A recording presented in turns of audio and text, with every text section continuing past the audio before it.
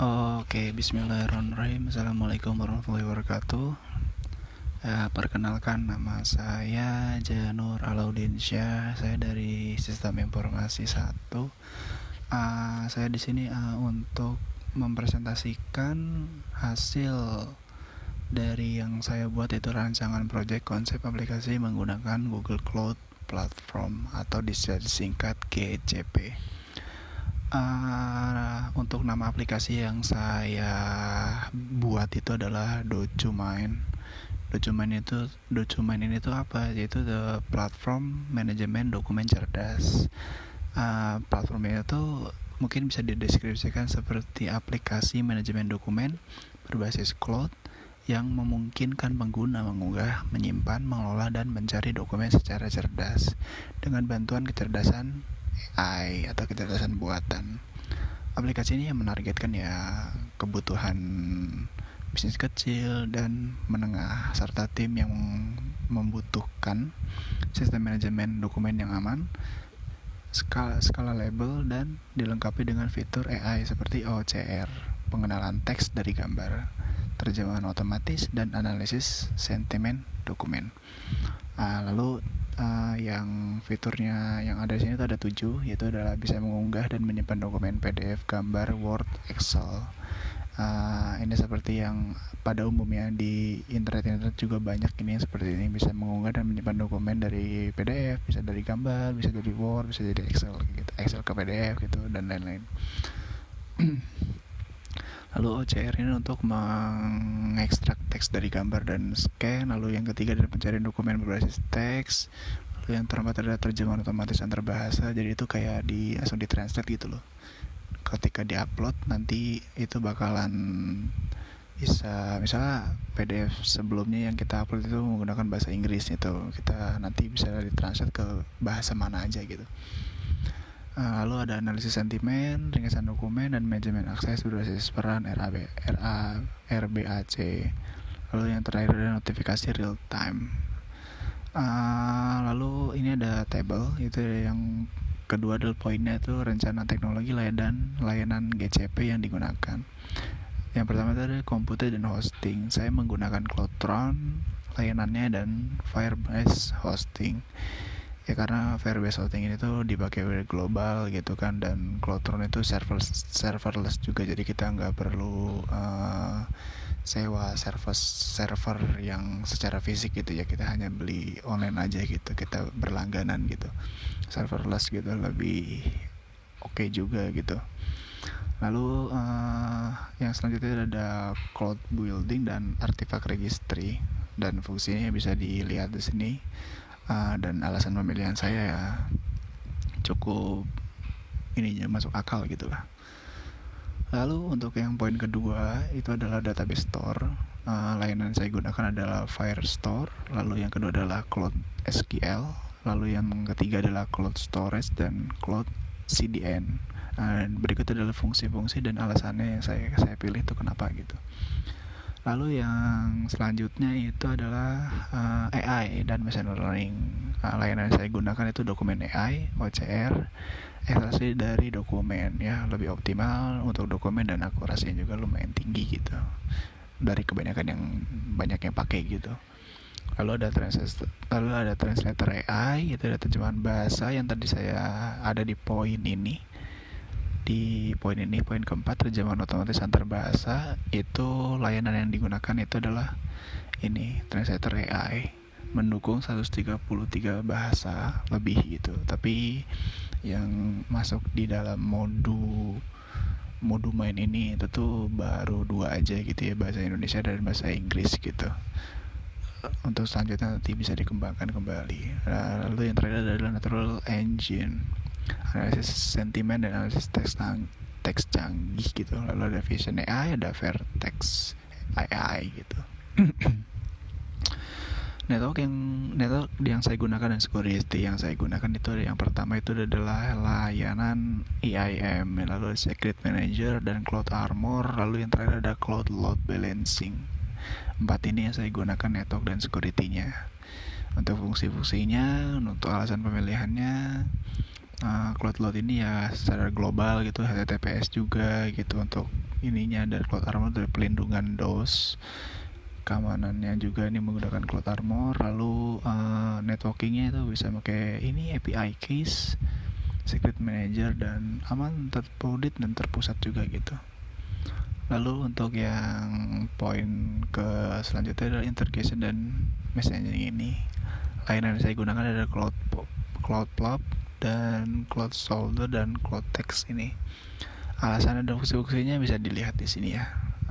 Oke, selanjutnya adalah monitoring overability. Nah, layanan cloud monitoring yang saya gunakan itu ya monitoring metrik dan elektrik gitu.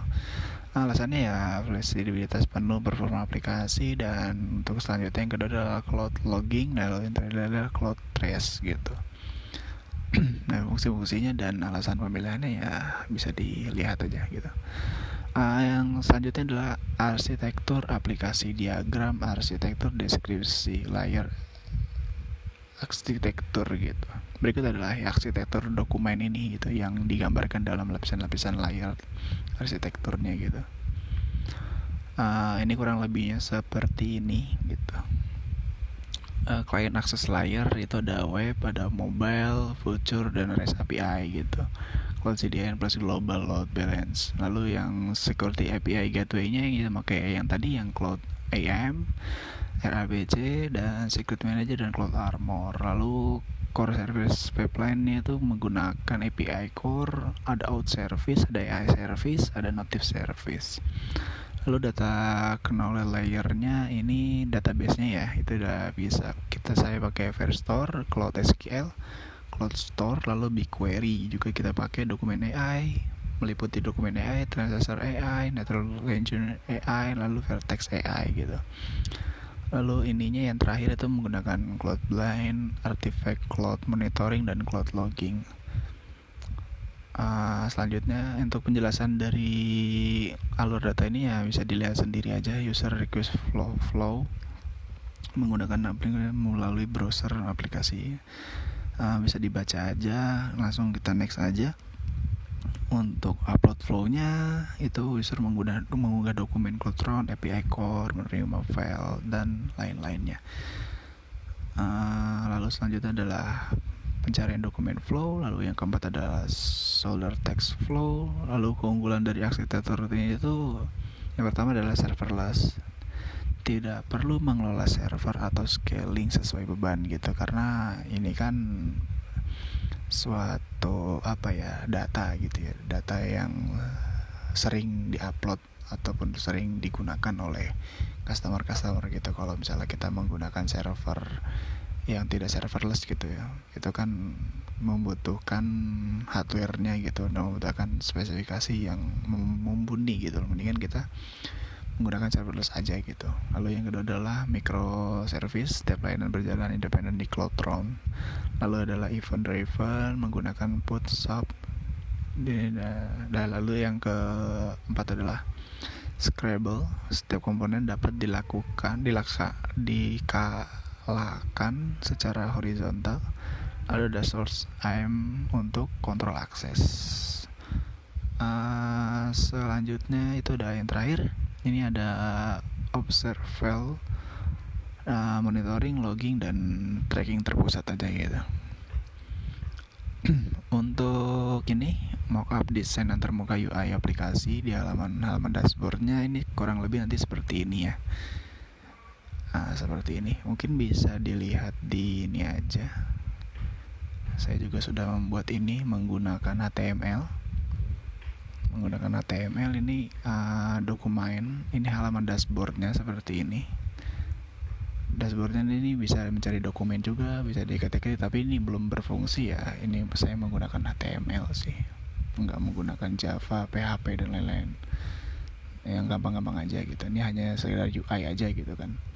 Dan lalu sini ada akun untuk profilnya, lalu di sini dashboardnya. Ini total dokumen yang diupload, lalu ada upload bulan ini, ada kolaborator, ada storage yang digunakan gitu. Nah, storage ini tuh yang tadi itu, yang cloud store itu yang tadi. Ini bisa kayak berlangganan lah ibaratnya. Kalau gratis ya mungkin dari 10 GB gitu loh. free-nya gitu, untuk nanti kedepannya bisa diperbayar dan bisa ditingkatkan kembali gitu. Untuk dokumen-dokumennya ini kayak seperti history yang pernah dilakukan gitu, diunggah gitu. Ada laporannya, ada aktivitas AI juga, ini kayak ya semacam itulah. Lalu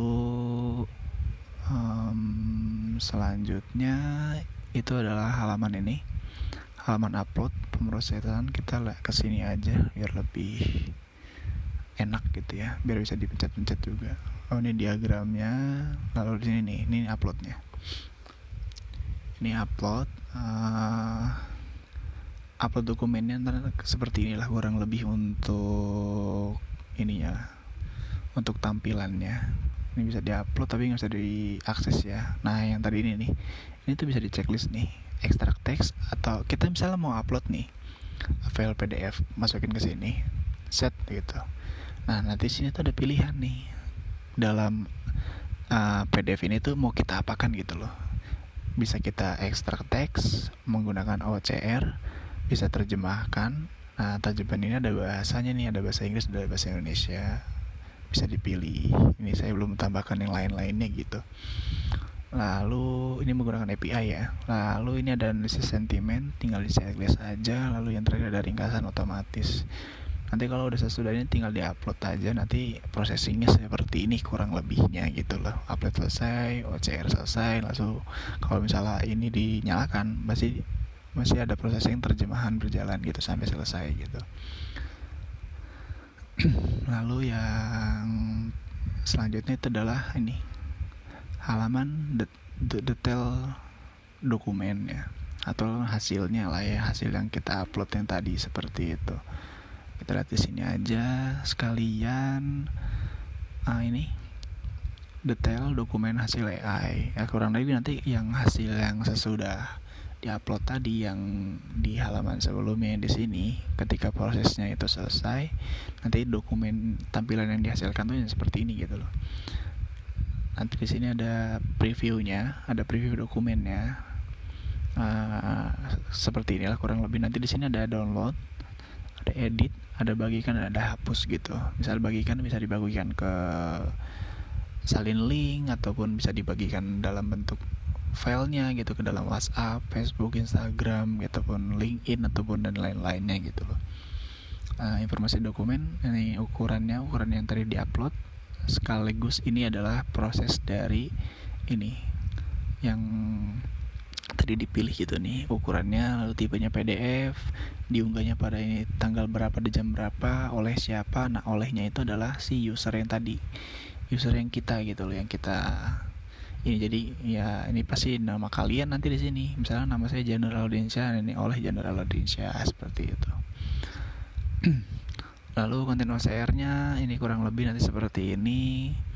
Dari hasil yang ini adalah laporan keuangan Maju Jaya untuk periode QC2 gitu. 2026 menunjukkan pendapatan bla bla bla bla bla bla bla bla bla, seperti itu. Ini bisa menyimpulkan juga gitu loh, konten OCR ini mempermudah gitu. Kita tuh nggak perlu ini ya, apa sih namanya, misalkan di dalam dokumen itu kan banyak banget tulisan dan lain-lain gitu, kayak belibet gitu, kadang kita kan pusing gitu. Makanya dibutuhkan konten OCR ini biar mempermudah aja gitu loh. Lalu ada terjemahan bahasa Inggris gitu. Ini kan berarti sebelumnya ini adalah laporan keuangan dalam bentuk bahasa Indonesia. Lalu kita ingin membagikan kepada teman-teman kita misalnya gitu ya, tolong dong ini dong, gue nggak bisa bahasa Indonesia, gue kurang bisa bahasa Indonesia, dan bisa ditranslatekan ke bahasa Inggris gitu. Lalu ini dari ini ya, terjemahannya gitu. Lalu ada analisis AI lanjutannya ya seperti ini, sentimen gitu, positif, skornya berapa, sekian, ada entitas juga, bla bla bla bla bla. Dan itu adalah yang terakhir, ada kategori keuangan. Kategori dalam ini ya loh, ini kan laporan keuangan. Misalnya kita ngupload data sains pendidikan sosial, nah nanti kategorinya di sini bakal nggak keuangan seperti ini. Nanti dia akan menyimpulkan ya ini data sentimen atau data analisis sosial apa gitu, seperti itu. Lalu untuk selanjutnya itu adalah ini, desain mobil responsif. Kurang lebih nanti seperti ini desainnya yang di atas tadi ya. Nah, seperti ini desain mobilnya. Ini baru yang saya buat itu baru halaman dashboardnya seperti ini. Kalau misalnya menggunakan handphone, ini bisa digeser-geser. Tapi untuk ikon-ikon yang lain ini belum saya kaitkan ya. Jadi kan ini juga HTML kan gitu. Jadi agak-agak gimana aja gitu. Untuk keunggulan desain mobilnya ya bottom navigation yang ergonomis untuk jempol gitu. Jadi lebih enak aja gitu. Lalu ada satu titik link ringkasan dalam grid. Lalu yang ketiga ada car style, lebih enak gitu dilihatnya, biru-biru, dokumen dan lain-lain gitu. Progress bar visual yang satu sedang dokumen responsif untuk menyatakan semua ukurannya. Ya ini kurang lebih ya seperti itu untuk desain mobil responsifnya. Lalu untuk prinsip desainnya itu ada minimalis dan fungsional. Lalu yang kedua adalah responsif. Ketiga adalah feedback real time, dark mode support. Terus yang terakhir aksesibilitas, mendukung screen reader dan navigasi keyboard. Untuk estimasi biaya, ini estimasi biaya kalau di kurs ke ini aja ya, di dolar gitu. Misalnya kita berlangganan di server luar gitu. Untuk code round itu 4 service ya sekitar 50 sampai 150. Bisa dilihat ke Firestore, Cloud SQL, Cloud Store, dokumen AI, translator AI, Cloud CN dan Load Balancer dan lain-lain, monitoring IM dan lain-lain. Ya kurang lebih total 160 sampai 500-an dolar per bulan gitu kalau kita menggunakan serverless gitu ya. Kesimpulannya yang terakhir, rancangan aplikasi dokumen ini menggunakan layanan GCP yang terintegrasi dengan secara end-to-end, mulai dari front-end, Firebase hosting, back-end, Cloud Run, database, Firestone plus Cloud Shell, SQL, Cloud Store hingga AI service, dokumen AI, translator AI, natural language AI, RCT serverless dan event driven, memastikan aplikasi skalabel, andal dan cost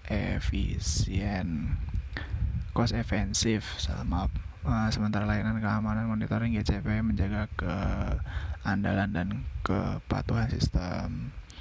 Kurang lebih itu sih yang bisa saya presentasikan untuk hari ini. Ini adalah hasilnya dari desain mobilnya yang pertama. Lalu ini halaman dashboardnya ketika menggunakan website gitu. Lalu ini adalah diagram arsitektur GCP yang tadi yang sudah dijelaskan, layer-layernya. Lalu ini adalah uploadnya, halaman upload. Ini misal upload dokumen bisa di drag and drop juga, tapi ini belum berfungsi karena belum terintegrasi. Lalu ini adalah hasil dari dokumennya, nantinya seperti ini gitu loh, kurang lebihnya seperti itu. Baik, untuk presentasi pada hari ini mohon maaf kalau misalnya saya ngomongnya belibet-libet dan lain-lain, dan ketergantungan ini juga laptop saya juga mic-nya bermasalah, jadi menggunakan handphone nanti dikalibrasi, semoga apa ya, nggak bentrok dan gimana gitu. Ini kan colokannya nggak bisa gitu loh ya, rusak gitu colokan headsetnya, jadi menggunakan handphone. Mohon maaf untuk kesalahan kata-kata dan lain-lain. Assalamualaikum warahmatullahi wabarakatuh.